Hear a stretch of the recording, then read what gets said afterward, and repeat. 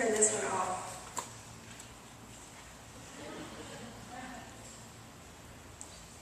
Is that better? Okay. My name is Vernon. Proud to know a good bit of you actually in this district. And there it goes. Stepping away. I thought long and hard about what to talk about today. Couldn't come up with much, so I watched some reality TV this summer. To help me, I thought about talking about how art has to do with science, so I studied swamp people. My new favorite show. And then I watched some designing women and learned a little bit about interior design and how, that can change people's lives and decorate their homes. Watched the Real Housewives of every county except Anderson. And learned what not to do. And then I learned a little bit about psychology by watching Strange Addictions on TLC. And those people, they need Jesus.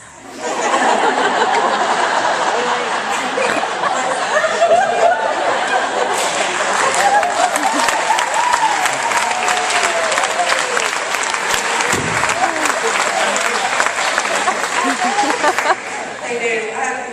I pray for them the whole time I watch it. It's addicting. Anyway, I couldn't decide which direction to go in. So yesterday, a sweet little 6-year-old named Steele Sears. Some of y'all may know him. Crystal and Jeremy Sears are his parents. It's one of my first graders. He came to help me set up my room because he knows on the last minute and he can see all the boxes. So he and his mom came to help me set up, and I said, Steele, I need you to help me write my speech because I got to talk to all these people tomorrow. And he said, just talk. And I said, but I got to talk for a little bit, so I need you to help me. And so his mom was trying to help him. She said, why is Miss Vernon a good art teacher? And he said, because she knows how to paint. And I said, you got anything else? He said, no. He said, all right, I'm going to go with that. So today, while I talk to you, I'm going to paint. Steele's suggestion. So I hope you enjoy it. I know that Miss Souther told you a little bit about how I didn't want to be a teacher. I can clearly remember my entire childhood seeing IEPs like stacked on the dining room table. And I didn't know what they were, but I didn't want to touch them.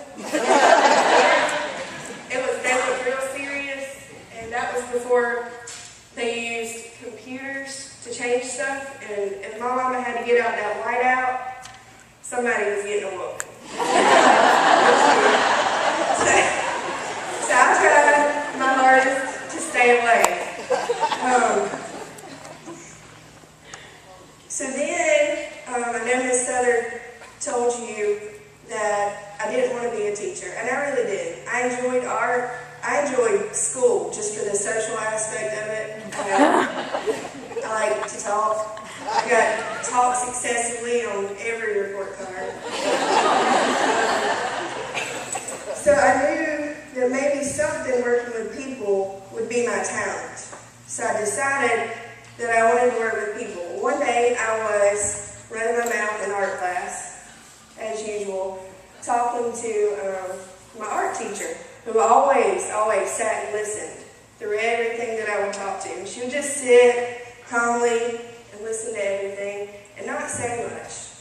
And one day I started talking about how I wanted to marry my boyfriend of 1 month, who was just amazing to me.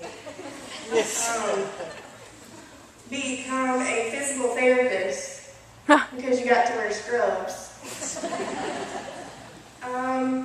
And have babies and get married all in the next year. And she just looked at me and listened and then said, Hannah, come with me. And she took me out into the hallway and on a cinder block, I'm not talking in white, drew a timeline across 4 cinder blocks. And she wrote down everything that I had just mentioned. She said, Hannah, everything you just said fits right here in this one spot. What do you think about that? I said, that is so cool. Look at all the rest of that line. I can do so much stuff. Look at that. I could be somebody by then. And she said, but what I want you to do is to think about, instead of just filling your time with things and trying to shove things where you think they go, ask God how He can use you for the rest of your time here on earth.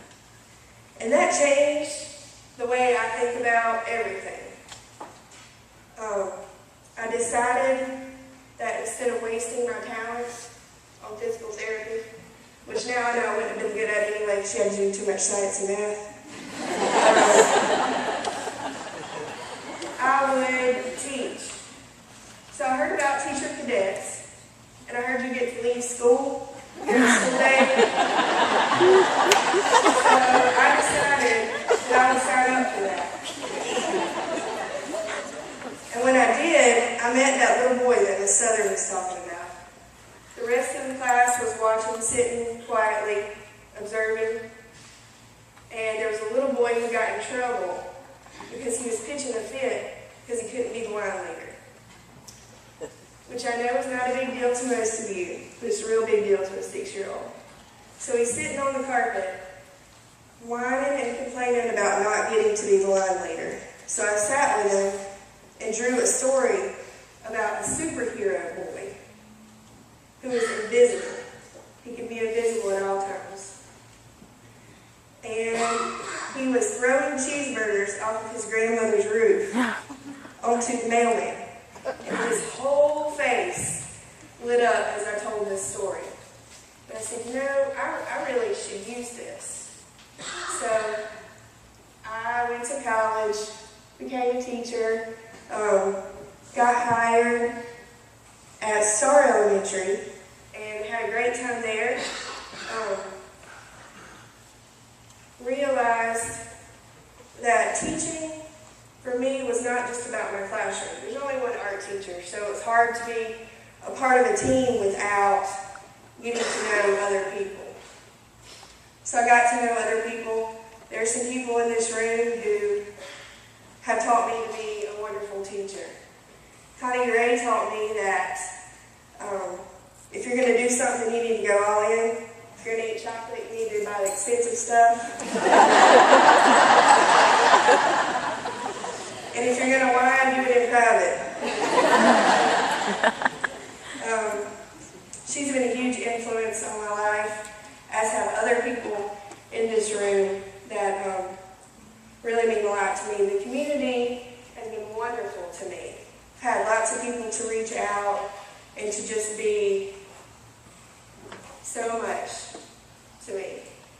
I get beer every year for my students, dear me, I love that. Love notes on my desk. This is a great place to work and to live, and I really enjoyed all of that. I'm learning more and more what Miss Bishop was talking about, because I'm trying really hard not to waste any opportunities I have to share God's love with people and to share my talents. Because I was told by many people that if I went into art, that I would be nobody. I would be wasting my time. That I would just be a goof off. But I try very, very hard to use all my time that I have for those purposes. I was given the opportunity to go and teach art in Honduras last year. And I visited a remote village up in the mountains of Honduras and met about 350 of the most beautiful children I've ever met in my life. They had never seen painting. They didn't really know what having an art class was. They weren't used to that at all. And so when I passed out paper and paint to 350 children in a room that was the size of my classroom, sitting on the floor, and I saw their faces light up, and they all just stood there and waited on me. And I went over to the interpreter and I said, "What are they waiting for? Why won't they start painting?" She said, "They never painted before, and they don't know what to do." So I went over and explained to them about how colors can mix, and they were just amazed. I I realized that is what I want to do. I want to be someone's inspiration. I want to bring projects to children who've never seen them before. I want to love them like no one else has loved them before. I want to be that person to them. What I want to tell you today is that you never know what you're going to say or do that's going to change somebody's whole world. Miss Bishop didn't know that what she said that day would change my whole world. She knows now. I saw her at an art show where both of our students had artwork. And she found me and said, I heard you're teaching art now. And I said, yeah, I am. Thank you so much for what you said that day. She said, did you marry that boy? I said, no, man, we broke up. I married that other boy. And she said, well, I just want you to know that I always saw in you what you didn't see in yourself, and I'm glad you're not wasting your talent. I just want you to remember that you never know when you can change somebody's whole world.